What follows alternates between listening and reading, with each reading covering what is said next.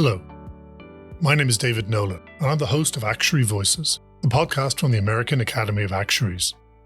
Today, in what will be the first in an irregular series of podcasts about enterprise risk management, I'll be speaking with Academy volunteer Tamara Burden, a member of the Academy's Enterprise Risk Management and Own Risk Solvency Assessment, or more commonly known as ERM-ORSA Committee. Tamara, welcome to Actuary Voices. Thank you. I love this podcast, and I'm super excited to be here today. We are super excited to have you on, so thank you. I'd like to start with a little bit about yourself and your background and what led you to becoming an actuary. It's kind of funny because when I was a little girl, like I was determined I was going to be a doctor. So my only question, like all through high school and college, was, well, it was going to be medicine. So was I going to be a doctor or was I going to be a vet? Like those were like my only options. And so I started out majoring in biochem. I worked on the ambulance. I worked at a vet clinic. I got my EMT certification. Like my whole life was oriented towards a profession in medicine. And so at kind of the last minute, I changed my major to German simply because I would have had to take a whole extra year in order to keep my biochem major and get all the credits. So I switched the major to German. So I have actually a bachelor's degree in German. And then I graduated college and we couldn't agree. I got married right out of college. We couldn't agree on where I would go to medical school. And so here I am with a degree in German, which I didn't speak well enough to actually do anything with. I just have a degree in it, and like really no direction for life. Like, what am I going to do? And so my husband recommended becoming an actuary, which was literally the first time I'd heard the word. Like, I had to ask him to tell me what it was. And so I went to lunch with the chief actuary of Trinity Financial Services, which is here in Dallas.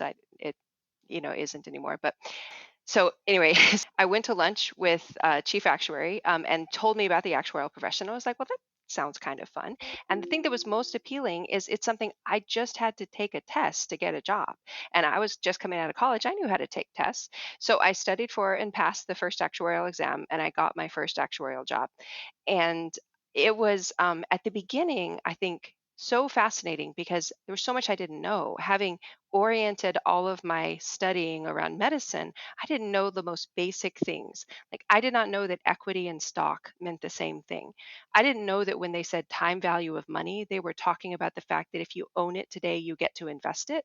I thought they just meant inflation. Like, there was so much I didn't know. And it was like so eye opening early on. Like, wow, all these fascinating things I didn't understand. And so then, like, life just moves on. And this is now my 24th year as an actuary, and I never went to medical school. You never got to go to medical school. And fascinatingly, you didn't mention the fact that you loved math in high school or anything. You just went straight into the biochem. Yep. I mean, I liked math, but I mean, a career in math, like, what does that even look like? Sure. And I think I didn't have an appreciation at all for what applied math is, Like, I think I always thought of math as like, well, you're doing proofs or you're solving calculus problems. I didn't ever really make the connection into like, well, what if you could use math every day in your daily job? Which for someone who loves math, that's awesome. Absolutely. Yeah, great. Well, I'm sure the actuarial profession is very delighted that you never got to go to medical school. And you work as a chief risk officer currently. Do you want to explain what that is to people? Yes.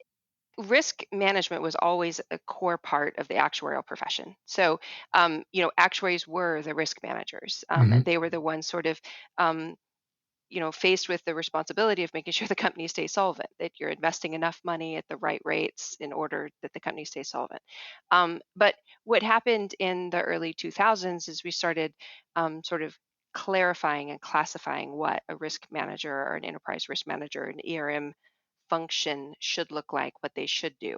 And so part of it is still the sort of quantitative analysis, but a large part of it is also sort of operational risk, like things that you're maybe not paying attention to that could bring you down as a company. And so the ERM the Society of Actuaries started creating ERM track exams, started creating modules and materials to help teach what enterprise risk management should look like, classifying risk, in different ways.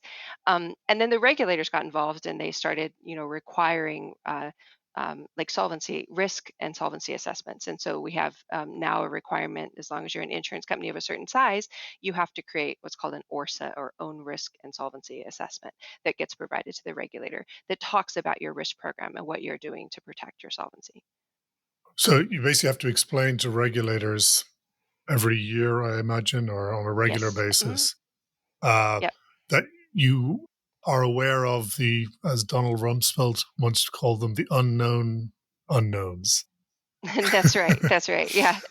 Or that you're trying to become aware of the Right. unknown unknowns. Like, I think a part of risk management is a sense of emerging risks. Like, what have we not yet thought about that's coming around the corner that we do need to worry about? Mhm. And so that's, yeah. So I feel like the the head of the risk team at an insurance company really wears multiple hats, because you might be looking at sort of a review of product risk. You might be looking at market risk. You might be looking at liquidity risk. You're definitely looking at operational risk. So there's you might be looking at changes in regulations that might be coming down the pike, that could affect you as an insurance company. And so um, your job as the head of risk is to sort of have your eye on any of the various things that could significantly affect a company's solvency or strategic effectiveness. Sure. You mentioned a number market risks, a number of risks that are generally well known. Are there any kind of left field quirky ones that you can disclose that don't give away any company secrets? So I don't know. So as I said, we as an industry, like we try hard to sort of look forward and think about, and brainstorm like what risks might come.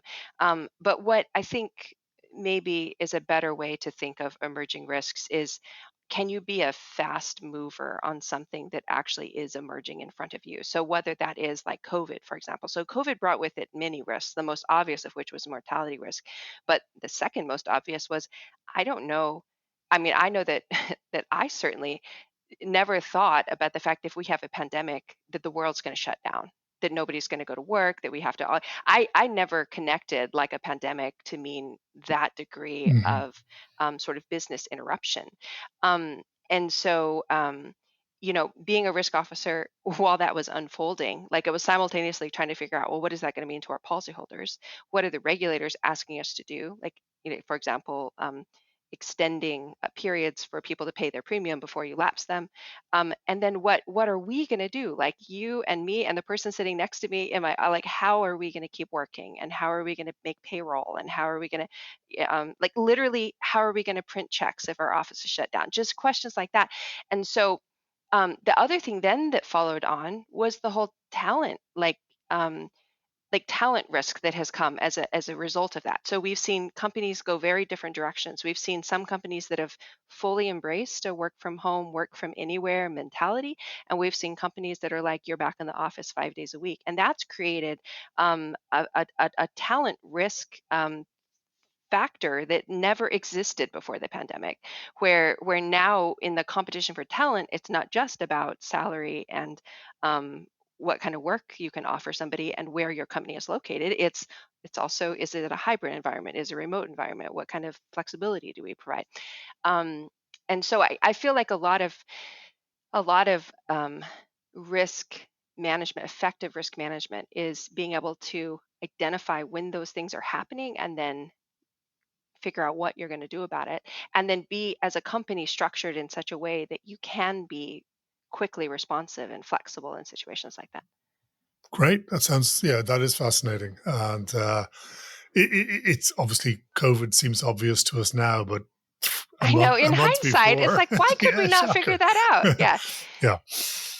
Um, Obviously, there are many levels of risk awareness and risk averseness that companies have. Uh, you also, I presume, have to be nimble on your feet depending on how risk aware and risk averse the company you're working for is, right? That is a really interesting point. So I've had recent experience working as first chief risk officer at one company and now deputy chief risk officer at another larger company, and absolutely, like, I'm noticing, like, not just the differences of working at a small company versus a large company, which is definitely been a different experience, but also that difference in sort of the tone and the orientation of the company. And some insurance companies are run, I mean, they're even run by actuaries, like the CEO is an actuary. And so when you have a situation like that, you have sort of like innately in the company a very risk aware, risk averse really mindset. So and at that kind of company, you're likely to be in a situation where well, all you really have to do is raise your hand and say, hey, did you know about this? Let's do something about it, and you can get action right away. um, if you have a company that's oriented differently, like, so maybe they're oriented towards growth, that kind of orientation is not at heart a risk averse orientation. And so in a situation like that, it becomes the role of the risk officer to figure out, like, how best do we identify what risks matter, and then how best do we raise risks, draw attention to it. And I think one of the things I've learned over the years as a risk officer, I have to let go of what I think the outcome should be. And I have Mhm. to focus on bringing the information to the right people for the decisions. And so, as long as the decision is made sort of with rigor and with robust analysis, then whatever that decision is, it is a company has many different drivers and many different things they consider when they make a decision. And so my role as a risk officer is to make sure that I have presented the information in the most accurate and full light possible, and then a decision can be made on that information. Sure. Yeah. So there's a difference between the move fast and break things and the baby steps approach to doing business. Yeah, Yeah. yeah, Yeah. exactly. And I mean, both are fun, and both have Hmm. challenged me in different ways. And I think both are totally appropriate, for depending on your company and how it's structured.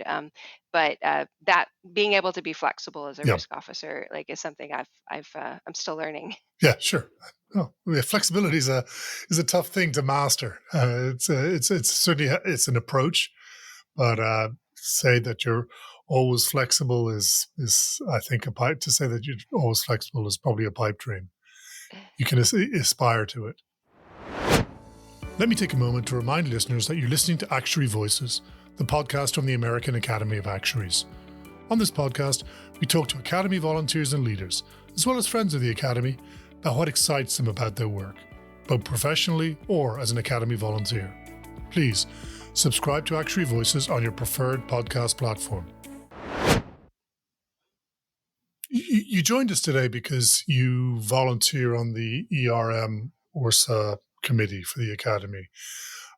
It's not been your only volunteering role, and it's something clearly the Academy very much relies on our volunteers.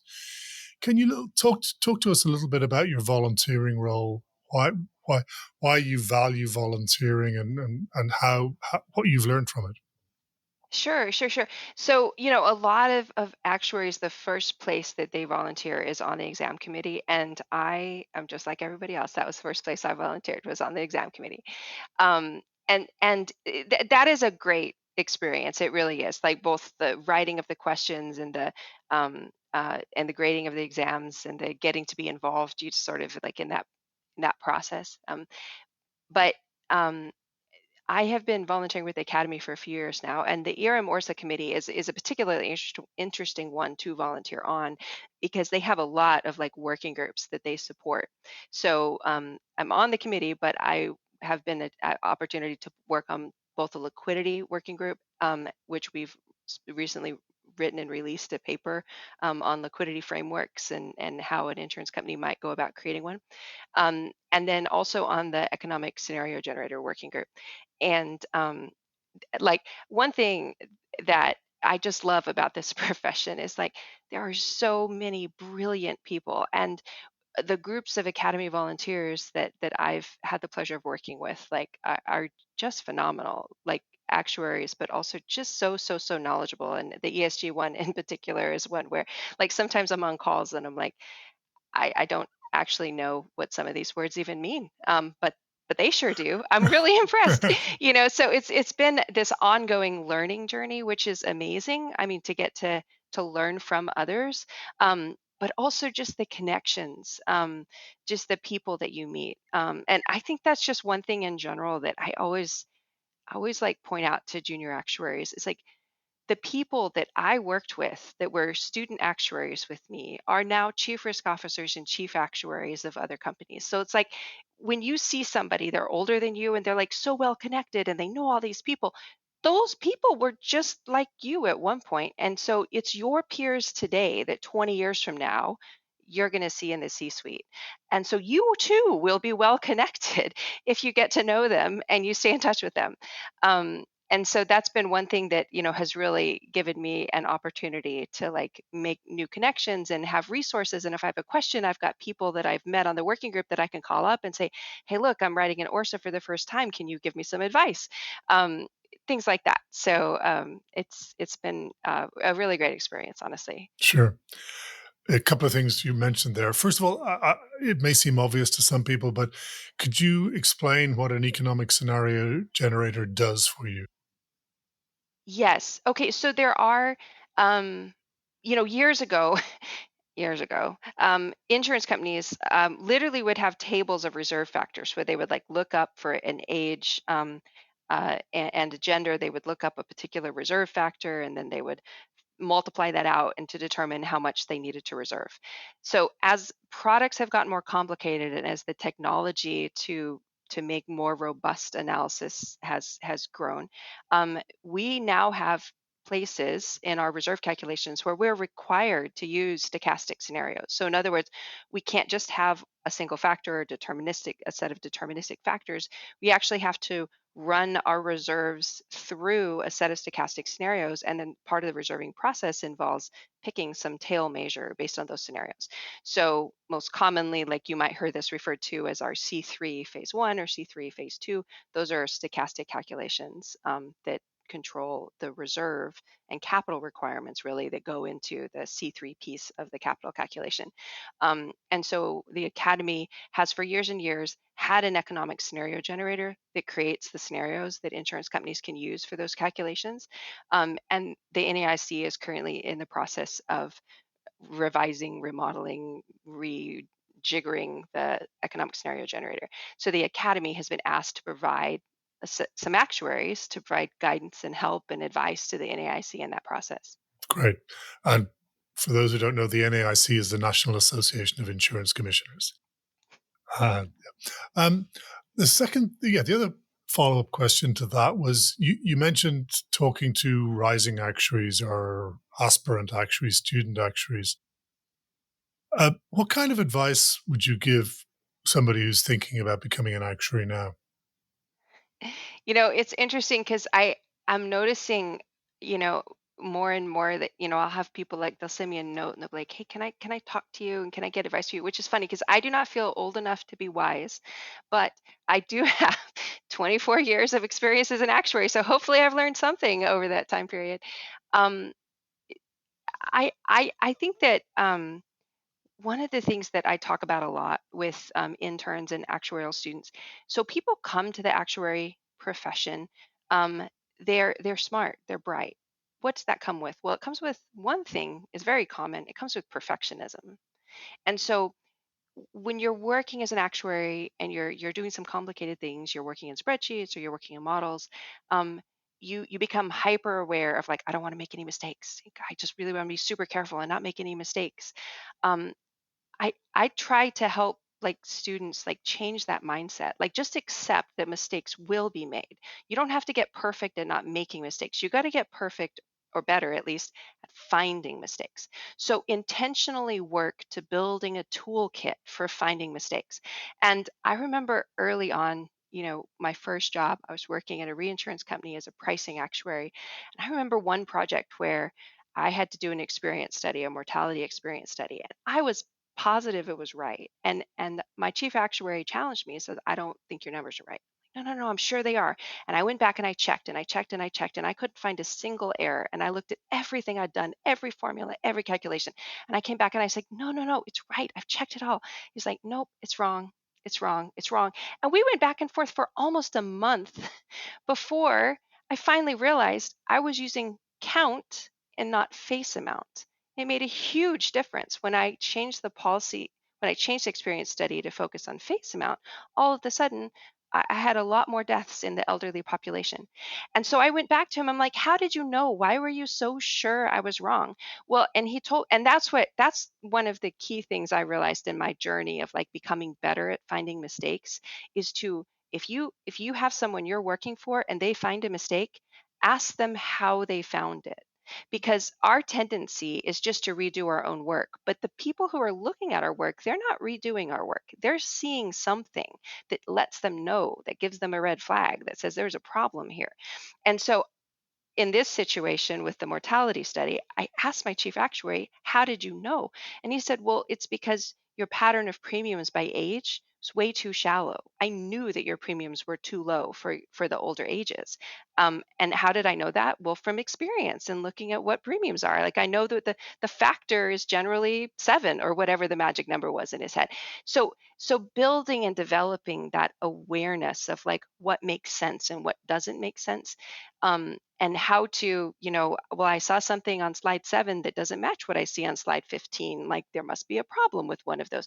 That ability to sort of step back, take the information in front of you and say, does this make sense? Does this not make sense? um, you are going to find so much value in having worked on building that skill set when you start having people report to you that you're looking at their work. Because the goal of for all of us is to give good work. But the key is to find mistakes as opposed to not making them in the first place. Sure. I work with words an awful lot, and somebody who was a proofer way back before Microsoft Word introduced tools that told you there were spelling mistakes in your documents. He said, read it backwards. And you read a paper backwards and you spot Oh, spelling mistakes way more than you would if you're reading it forwards because your brain just oh my presumes. gosh. I love that idea. I've Yeah. never thought about that before. Okay. Okay. The Academy's annual meeting, Vision Tomorrow, takes place October 15th and 16th in Washington, D.C. The Academy meeting is the place to be. It's, first of all, the attendees are just everybody you want to talk to, the folks that are plugged in the leadership of the profession, but also those that are really touching and influencing public policy. This is really why I come every year. From my perspective, it is really time well spent. The sessions are excellent. All the presenters are top-notch. And I always come away from the meetings with a better understanding of how I can do my job better and be a better actuary. For more information and a full agenda, please visit our website, actuary.org. You mentioned managing people. And as a manager, you have advice for students about learn how to figure out where the mistakes are and learn to spot them. What would you say to people who you manage? What would you say a manager is looking for in a good actuary? Oh my gosh. So I have to say, I've had a very complicated relationship with management. I think one thing that probably everybody experiences when they're a manager for the first time is it is a completely different skill set from from the work you do. So you get to be a manager because you're really good at your own work. And then they make you a manager because like, well, you're really good at working. So now we're going to give you some other people that you can make good at working. But that is being able to do it yourself and being able to teach somebody else how to do it. It's totally different. It is. And and I think one of the um, one of the biggest breakthroughs I had in my managerial journey was separating out the work from the people. So in other words, like yes, there's work to be done and there's tasks to accomplish. And my job as a manager is to help organize, to help delegate, to help plan out, to help troubleshoot, to help remove barriers, to help help people like identify and fill their skill gaps. Like that's my job as a manager when it's work related. And indeed, that really is fairly well, like if you're good at doing that at your own work, you can be pretty good at doing that part with a team. The other part, and it took me a long time to realize, because I in my head I had them all integrated, is the management of the people themselves. And so what I recommend for even like a brand new junior actuary or an intern is start involving yourself in mentorship opportunities, because the management of the person is really mentorship of that person. It's identifying, hey, what do you want to do with your career? What is not going well in your job? What do you want to learn? What do you like and what do you not like? And then once you know that, then you can say, oh, well, I've got all these tasks and I've got this person, they can work on these things because they're the things they like. And I'm not going to give them this one because they either really don't like it or they're not ready for it. So I'm going to help them get ready for it. But that's all, it's really mentorship. So if you have practice with mentorship, you really have practice with management. So you don't have to be like me and wait until you're like 10 years into a career and now suddenly you have a team to manage and you have no idea what you're doing. Like you can actually start mentoring. You can mentor your freshman students when you're a senior. You can mentor kids in church. You have many opportunities to learn mentorship, and really mentorship is the core to what good management looks like. That sounds about right. Though one of my former managers once told me that you get paid to do the parts of your job you don't like. So you are sometimes required to do jobs that you don't like. That is fair. Okay, yes, I did describe something that was rather Yes. aspirational. Okay. Um, but I think too, like if you as a manager can create a culture where people, well, you know what, I heard one time, I love this so much. It it's not people problems, it's people's problems. So Mm, if you create a culture where you're not seeing, oh my gosh, I got all these people problems to deal with, where you create a culture where you're seeing these are people with problems and I'm going to help them problem solve, you can increase the commitment of your team. And a high commitment team is willing to do work even when it's not fun work. right. So I think that's it. That's part of it. Sure. Um, we've talked a lot about what you're doing and what you like doing, and how you got to be where you are. But I wonder, would you reflect a little bit on what you find most fulfilling about your current role, either as a volunteer or professionally? It's funny because I mentioned early on, I was going to go to medical school. I was going to be a doctor. Um, and And for many years early in my career, it was still the plan. It was just, well, temporarily I'll do this. And then, well, while the kids are at home and little, I'll do that. And it was always this idea that at some point in the future. And so at one point, I had to just like sit down and start being honest with myself about like, why do I still want to be a doctor? What is that really about? And and what kind of doctor would I want to be? And I identified for myself a couple things.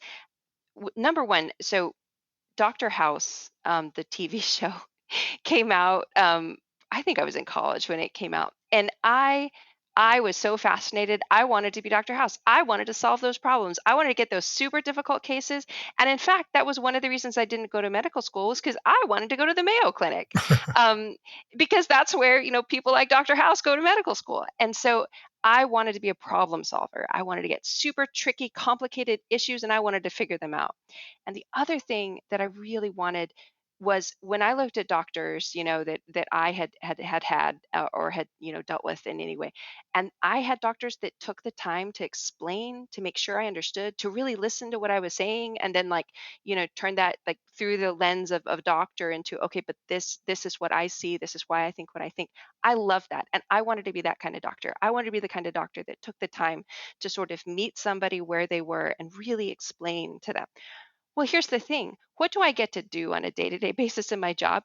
I get to solve tricky problems and I get to explain them to people. Hmm. And so in reality, it's like, yes, in the back of my head, I was like, I still want to be a doctor. But the thing of it is my daily work was always fulfilling to me. Hmm. I really liked it. I just liked it. And so when I was able to finally connect, wow, you know what? I'm feeling like the same things I might have gotten out of being a doctor. I can do that in my job today. That sort of desire to go change a career kind of went away. And I was able to really embrace being happy where I am today. Well, that's great. And you should consider yourself very fortunate that that's the case.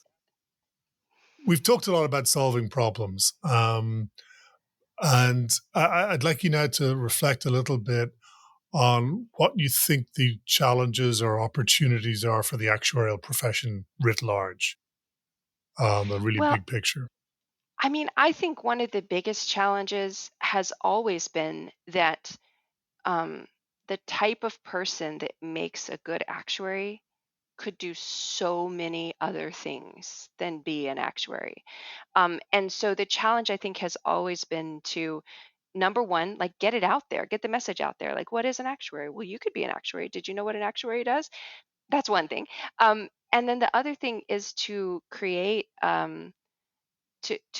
like a pathway that is appealing. And so that's one thing where we've gone through several times in the SOA. We've modified and changed the exam pathway to try to make sure that we're really not just that we're creating good actuaries, but that we're creating a pathway of learning that is valuable for the people who are going through it. That is it doesn't take too long, but they learn what they need to learn, and they feel like it was worth the effort when they finish with it. And so I feel like that's always been the challenge. And so one thing though that I've noticed is because the actuarial profession does a great job via conferences and webinars and the material on the SOA website, like to help keep actuaries like educated and sort of a continuous learning journey process. And so as new things come on, whether that was the change from before we had computer programmers to having computer programmers, or more recently maybe the change into big data and large language models and AI, that what we're seeing is that our actuaries are picking up on these skill sets and bringing them into their jobs. So we're not getting shoved out or replaced by people who are good at these things. We're just becoming good at those things too. So I think we're doing a good job as a profession in creating that sort of like ongoing continuing education opportunity to learn. Um, I think we're doing a good job with it. So I don't think it's in a sense like it's not like, oh my gosh, we're failing to do what we need to. But that's the challenge is, as these new things come on, can we make sure that the actuarial profession stays at the cutting edge themselves of these new technologies? Tamara, we're coming towards the end of our time together, and I've really enjoyed our conversation. Is there anything that I didn't ask you that you'd like to chat about? Well, I think maybe as a final message, I would like to encourage everybody to like hold on to the joy of learning. Like hold on to like the joy of knowledge for knowledge's sake.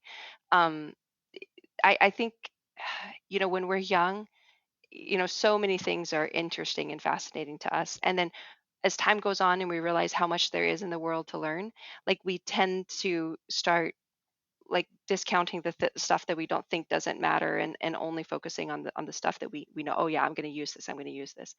um I can't even tell you how many examples there are of times where I had to learn something for an actuarial exam, or I had a session at a conference that I just went to and I didn't think it was going to be useful to me, or I met and talked to somebody in accounting that, I mean, I'm not an accountant, but I picked up knowledge that became highly relevant to me later in my career, or in another role at my company.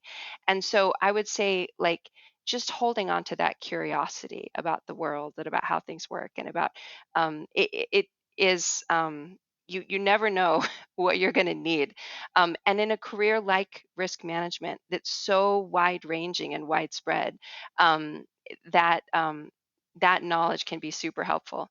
And I'll leave you with one example of that. So when the COVID pandemic hit, I finally got to use all my knowledge of medicine. I got to go read some scientific studies, and I got to evaluate like how likely it was that people would actually like die of COVID, and I got to like apply that to our block of business. And so it gave me the opportunity to do something I never thought I would do in my job, which is like literally go look at scientific studies that were coming out of China about the implications of the disease, and then figure out, well, how would I extrapolate that to the population of policies that we had.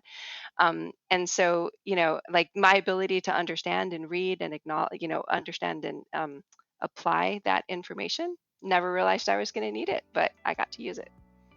That's great. Tamara, thank you so much for your time today. I really appreciate it. Thank you for having me. I really enjoyed being here today.